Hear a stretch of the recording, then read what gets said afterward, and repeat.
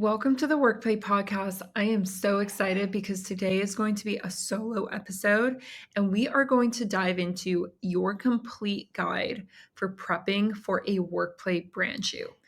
Now, prepping for a WorkPlay brand shoot is a little bit different than prepping for just your traditional brand shoot because we want to weave in your marketing strategies and align them with your visual strategies so that you can create a visual marketing plan and execute that so that your visuals are actually driving revenue.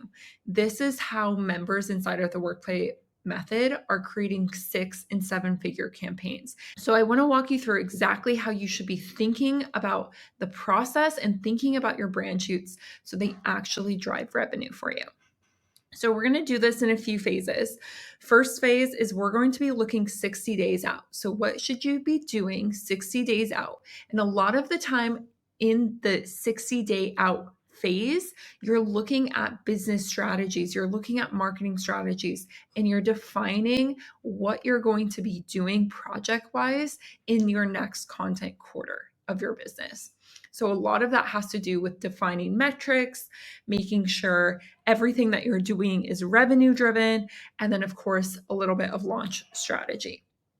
Then we're going to go into 30 days out from your brand shoot. This is really where we deep dive into brand shoot prep, like clothing, Pinterest boards, refining what we're needing in order for the vision to actually come to life in front of the camera. This part is also equally as important as the business marketing strategies, because if you don't have the right wardrobe for your brand shoot, you don't have the right props, you haven't refined your vision on Pinterest, then the shoot might not turn out the way that you want it to, or it might not translate the way that you think it will. Then we're going to look at what's 1 week out, what should you be doing, and then the day before, what you should be prepping for a really nice, easy, seamless day. So that's what we have for this episode. Let's get into it. All right, 60 days out from your brand shoot. This is a really important time period because this is where you're actually going to take a look at what am I launching? What are the projects coming up? What do I want to do? The very first thing is you actually want to define the projects that are going to be at the forefront of your execution for the next 3 months. And these projects should be revenue driving projects. If these projects are not driving revenue, then I would take a really close look at why exactly are you focusing your time and energy on them. Now, sometimes projects are created because they're going to, maybe not the project itself will create revenue, but what will happen as a result of doing that project might. So be very careful here. It doesn't necessarily have to be like, oh, I'm creating an ad campaign to generate X leads. It could be something like I'm building an affiliate program that maybe the building of the affiliate program might not create revenue, but the people inside, and once it gets going, that will then generate revenue 3 to 1 month down the line. Maybe you are hosting a dinner for all of your affiliates or all of your brand ambassadors. So that dinner might not necessarily create revenue, but the outcome of that dinner might actually create revenue. So you can get creative here with what projects are actually revenue driving for you in your business. When you are doing a WorkPlay brand shoot, you know that you have other brand shoots coming up, which means that you don't have to fit everything into one brand shoot. Traditionally, you might take a look at all of your projects and say, I've got to get visuals for all of these things. Or you might say, I just need base content so I can launch all of these things with the same visual content. And that's not how we like to think about it here, because that's not actually a visual strategy. That's just tacking on visuals that are bare minimum visuals. They're just base visuals that have no tie to the thing or project that you're doing. What we want to do is we want to create specific visuals for each of these projects that you're doing, which means it takes a little bit more time and strategic energy thinking about each project, which means that you probably just want to choose one project to create a visual campaign around. I would suggest choosing the project that is the most revenue driving, the biggest project that you have, the one that you're most excited to launch into the world. So to recap, 60 days out, we need to be brainstorming revenue-based projects that are actually going to move the needle in our business. And then we're going to choose one to focus our future brand shoot around. The next thing that you're going to do 60 days out is create a launch strategy. You don't necessarily have to have it all fleshed out at this point, but you do want to define what exactly you're going to be doing. Are you going to be creating a webinar? Are you going to be doing a 3-day workshop? Are you going to be creating a lead magnet? Are you going all in on an ads campaign? Maybe you have an ad campaign running in the background that you want to create visuals for. Are there going to be emails? We want to flesh out, brainstorm what could be a part of this launch strategy, because when we go to create visuals, we want to make sure those visuals are actually going to make sense with that launch strategy. So for example, if you are launching a new program and you want to launch it with a webinar that has a slide deck on it, that has landing pages, confirmation pages, emails all attached to it, then we know that we are most likely going to need visuals for all of those things. So things that are specific, like confirmation pages, that might be like you celebrating. We need to know those things, and we need to know what the launch strategy looks like so that we can create specific visuals for each part of that funnel. The same goes for anything that you are creating in your business. So whether it's like a brochure or even like a dinner party for all of your brand ambassadors, what type of visuals are you going to need for that? For the dinner party, you might need the invite visuals, right? You might need the reminder emails. Those all should have visuals that are specific for that dinner party attached to them. Once you've figured out what is going to be a part of that launch strategy of that project that you're choosing to create visual marketing for, then the next thing you're going to do, again, 60 days out, is you are going to look at past metrics and set goals for this visual campaign.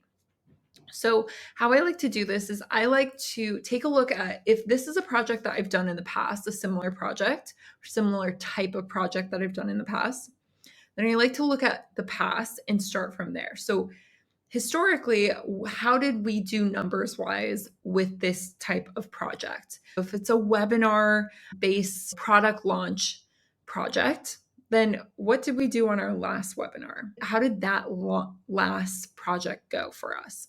Take a look at conversion rates, how much traffic you generated. All of these numbers are very specific to that type of revenue driven project, and we want to make sure that we are tracking that.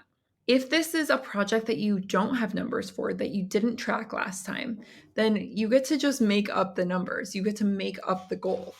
And whether you've tracked it in the past or you are creating new numbers to go based off of for your goal, you're going to create 3 different revenue-driven goals for this project.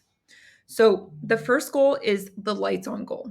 So lights on, how many leads do we need to just keep our lights on? So this is bare minimum. This is breaking even on what you've invested in the project and what is going to come out of it. So lights on is, hey, we're just making enough to keep everyone paid to basically break even on the expenses that we put into that project.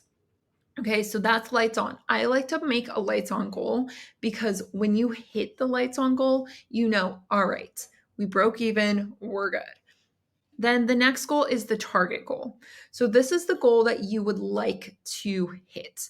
This is if someone was to ask you, how much revenue would you like to generate from this project, this is the answer that you would give. Whatever that answer is your target goal. So that one should be fairly easy for you.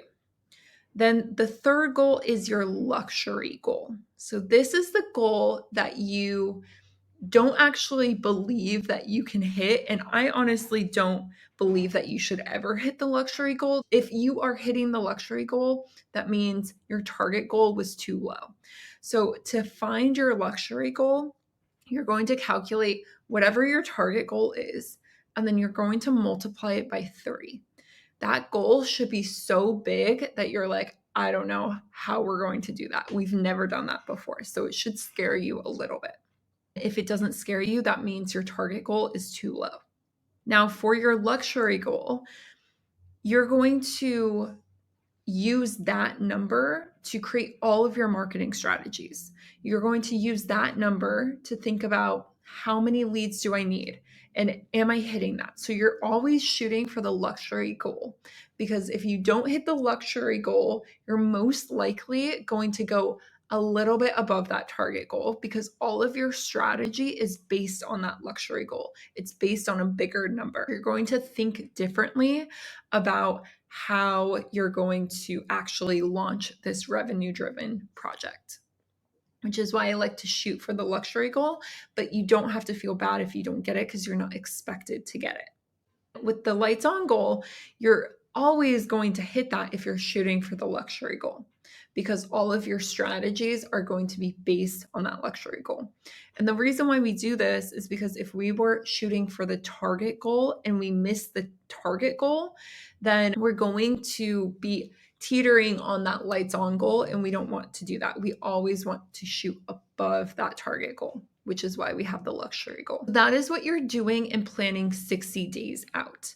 Notice it has really nothing to do with that day of brand shoot, but this is the foundation, the North Star to everything that you're going to be doing going forward with the brand shoot. If you don't have this defined and you go into the brand shoot, when you go to launch your content, it's going to feel lost. Okay, going into 30 days out, so about a month before your brand shoot.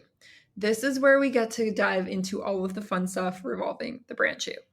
So the first thing that you're going to do is create a Pinterest board. So up until this point, you should be thinking about how you want to launch your revenue-driven project. You should be bringing in some ideas around that revenue-driven project, really taking time each morning to give yourself space to think creatively about how you're launching it. A lot of times that helps bring in this creative vision and helps you build a Pinterest board around it. I will say that when you are envisioning your future brand shoot around a revenue-driven project, allow that vision to go very wide. Allow yourself to create visuals that you have not seen before. If that means your visuals take you all the way to Europe and you're in, a Italian cafe in the middle of Rome, then let yourself go there, because inside of the WorkPlay method, you can do that. You get to have a wide vision and you get to do a shoot wherever you want. So allow that vision to be very big and then start going through Pinterest to get inspiration. I often find that if I have an idea, I'll go onto Pinterest so that I can visually refine that idea based off of things that I'm seeing that are inspiring. Now, we're not going to copy the Pinterest board on the day of the shoot. It just gives us direction. I always say that you can never create the same photo twice. So even if you did try to copy your Pinterest board photo by photo, you're not actually going to be able to do that. It will always look in some way a little different because it's going to be yours. So the first thing you're going to do 30 days out is create that Pinterest board. The next thing that you're going to do is you're going to use that Pinterest board to get clothing and props. Let's start with clothing, because that seems to be the one that everyone struggles with, and it shouldn't be hard because you've already created the Pinterest board.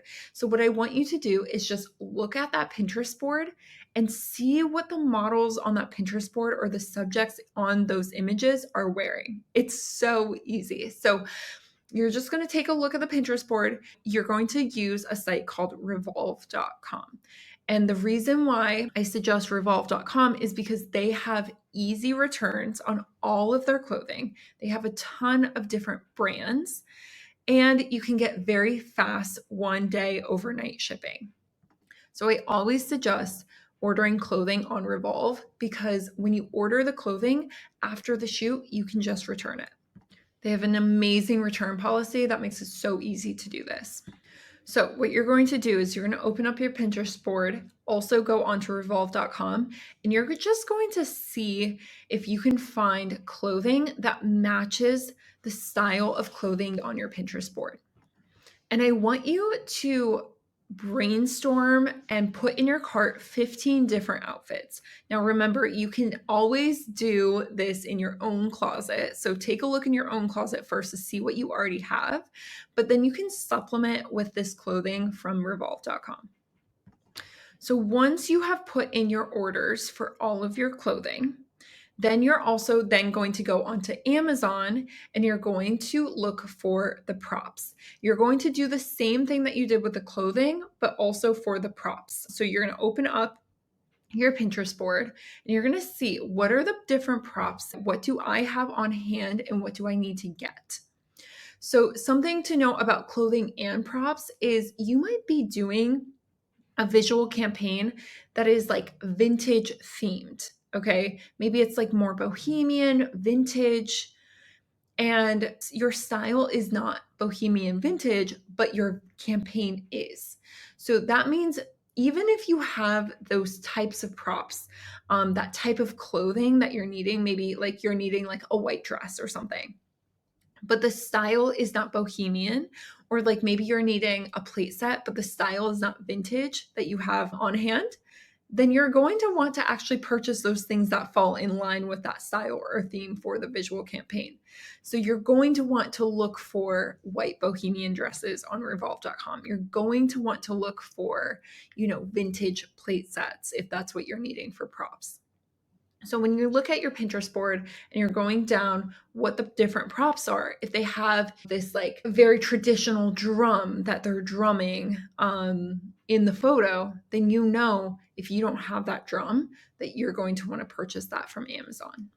And again, a lot of these things do not have to be purchases that you just buy outright. You can buy them and then always return them. WorkPlay Branding has a really amazing Amazon storefront where we've actually categorized props for you so you don't have to go searching everywhere for them.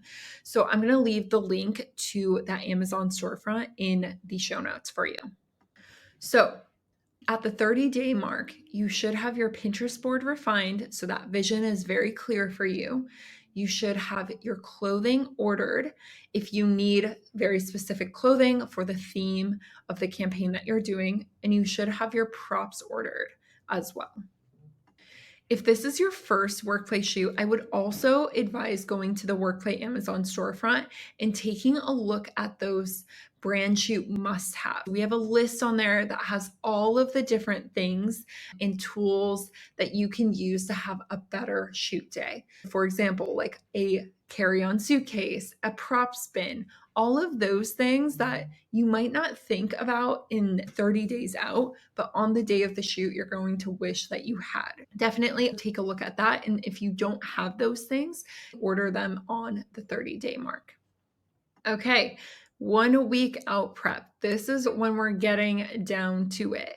This 1 week out prep is actually so important for that day of, because you're preparing everything and you still haven't enough time to be able to get things that you might have forgotten, and you're able to just fix more things rather than waiting until the day of. So we still have a good amount of time, but it's getting down to those final days. So the first thing that you want to do at that 1 week out prep mark is try on your brand shoot outfits. Make sure that they fit the way you want them to fit. You don't want to be trying on the outfits the day before or even the day of, not knowing if it fits, not knowing if maybe a certain fabric is see-through. Don't assume that the clothing is going to fit or that the clothing is going to look good or that you will even like the clothing. So always make sure that you're trying that on. And I like to do this a week out in case if something doesn't fit, you're able to still have enough time to order something. You also want to make sure that the outfits are translating back to the theme of the visual marketing campaign. So again, if your theme is modern, but the dress that you have picked out is giving a more bohemian vibe to it, then you're not going to want to use that in your modern editorial shoot. Obviously, on the day of shoot, if something is not a clothing item that you're going to keep, you can always pin it in the back.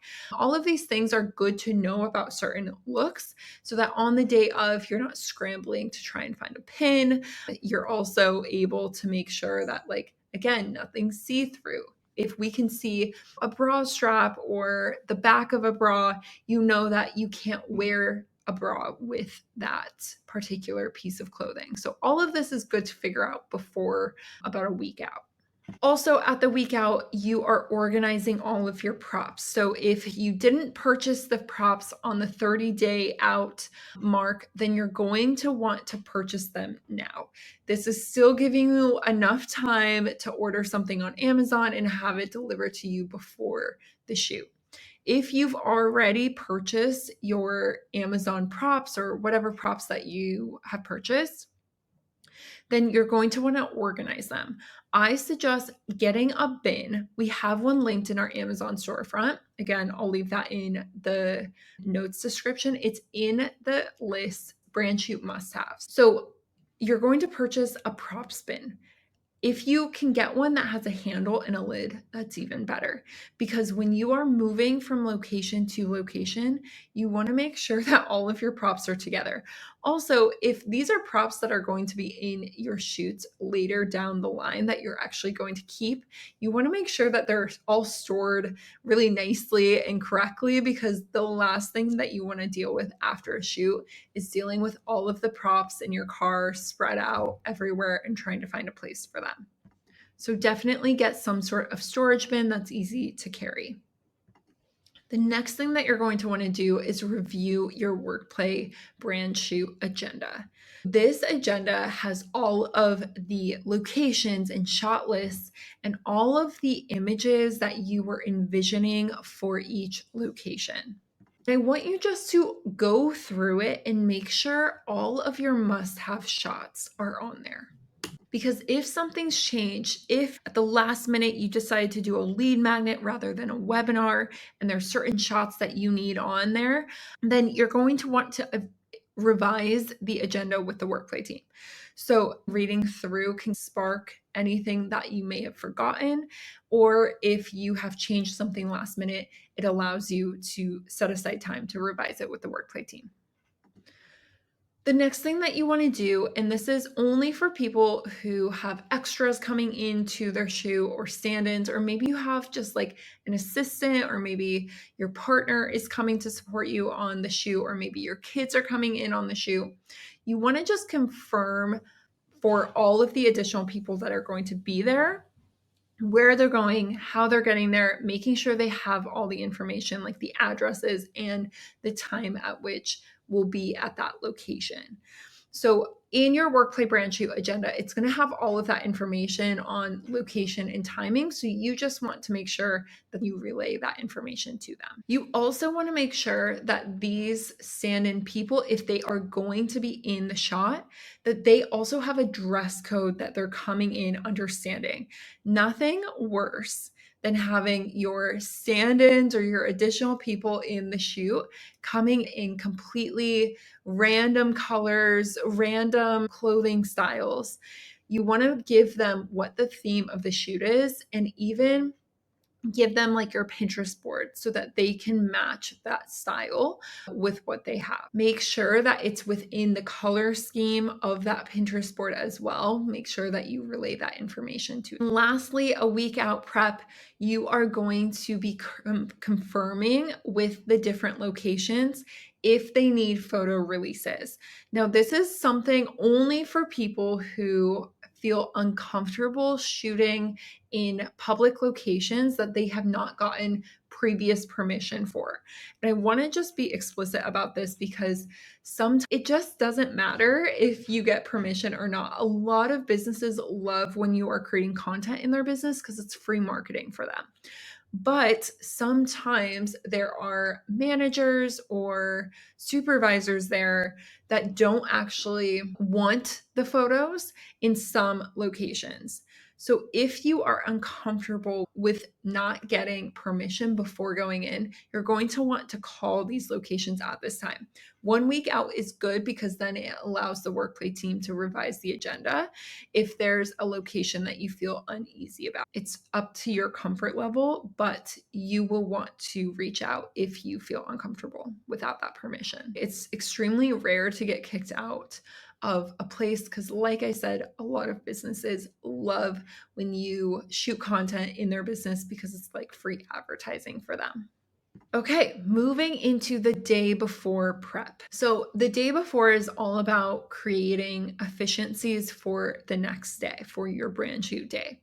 So I always like to start by laying out the outfits in order. And if you want extra brownie points, you can actually label them with like sticky notes or pieces of paper for which location that they're going to be used at. When I mean lay in order, I mean starting from last location. So you'll put the outfit for the last location first. Then on top of it, you're going to put the second to last location all the way up until you get to the first location. That outfit is sitting on top of the pile. Then you're going to take that and you're going to fold it into a suitcase. So you're going to take that same order. I like to keep the hangers on and I like to just fold it over almost like a sandwich of all of the clothing and then put it into a suitcase. So it's super easy for me to just pull the hanger and pull the piece of clothing for each location. Having them in order is so helpful because then you're not digging around in the suitcase for the outfit that you're wanting for each location. It can be super mindless when you go from location to location. So a suitcase is a game changer because a suitcase has wheels that you can wheel around from location to location. That way you don't have to have like long walks to the car. If you're going to be shooting in a park area, you can roll that suitcase to the park and change wherever you're at in the park. It's just so easy. Sometimes walking into a restaurant with like garment bags and all of this clothing on your arms, it can be super distracting and you don't want to go into other businesses and be disrespectful or distracting to the other people trying to enjoy that coffee shop or that restaurant. So we like to use a suitcase for very easy, seamless transportation that is discreet. Then what you're going to do is you're going to pack up that suitcase with all of your outfits after you've put them in order, laid them in order. You're going to keep that first location outfit out because you're actually going to wear that the next morning, but then you're going to put that suitcase in your car or at your front door, wherever it makes sense. But I like to put it just in the car so then you don't have to worry about it in the morning. The next thing that you're going to do is you're going to put all of your props in a clear storage bin. There's an amazing one that we have linked in our Amazon storefront, but you can use whichever one you want. This props bin, you want it to be clear because you want to be able to see the different props as you're going because some of them might be at the bottom. So I always suggest a clear one. And if it has a lid, even better with a handle. That way you can carry it from place to place if you need to. So you're going to put all of your props in there and then you're going to put that bin in your car or at your front door. Again, this is all to make sure on the day of the shoot, the next day, you don't have to think about it. If you're shooting at a private place like an office, like your home, you want to make sure in the areas of that private place that you are cleaning it and clearing it off. I can't tell you how many times the WorkPlay team has come into a private location and we've had to spend an extra 10 minutes just clearing everything so that it's photo ready. This is so important because on the day of the shoot, you want to maximize the time that you have. So clearing everything off, making sure nothing is on the counters, making sure that the adjacent rooms to that room that you're shooting in are also cleared, because you never know if that area might be in the shoot scene. So you just want to make sure that is all cleared before your content creator gets to you. I always like to do that the day before. Any kind of like knickknacks, like pens or just little things that are on like a desk area, you want to also clear that out of the way, because your content creator is going to want to strategically place them. So again, it might be quote unquote clean for you, but for photo ready areas, you want to just make sure most of the things are off of the counter or the desk or wherever you're shooting. The next thing that you want to do is pre-order any food delivery to the location that you are going to be having lunch. So this is so helpful. You can use DoorDash, Uber Eats. This just allows you to not have to think about when to order lunch on the day of. This can delay the shoot and not be something that takes up time if it's not ordered correctly or anything like that. So I always like to pre-order the food delivery the day before. If you're not going to pre-order or you're not able to, then I like to make an alarm on my phone just to ensure that we're ordering it at a certain time. So that could be like an hour out. That usually takes those delivery services about an hour to get to you. So I usually like to say, okay, let's make an alarm for an hour out so that we can order it so it's going to be ready for when we want it. Because the last thing you want to do is get to that lunchtime, not have the food ordered, and then have to wait another hour for the food. Don't forget a water bottle. Fill up your water bottle, put it in the car the day before, whatever you need to do, because you're going to want it on the day of the shoot. On the morning of the shoot, you're in the hustle and bustle of things, and it can be so easy to forget like basic necessities like electrolytes and water. Lastly, like I've been saying, you want to pack all of this into the car the day before. The night before packing is so underrated, because on that morning of, you're not going to want to feel rush. You're going to want to feel calm, relaxed. And if you have everything packed in the car and you've double checked everything the night before, you don't have to worry about it on the morning of. And that is your complete guide to brand shoot prep for your WorkPlay brand shoot. I am so excited to have you take this guide, make it your own. These are obviously just suggestions. As you do more quarterly brand shoots, you're going to find what works for you. You're going to find your own timeline of things.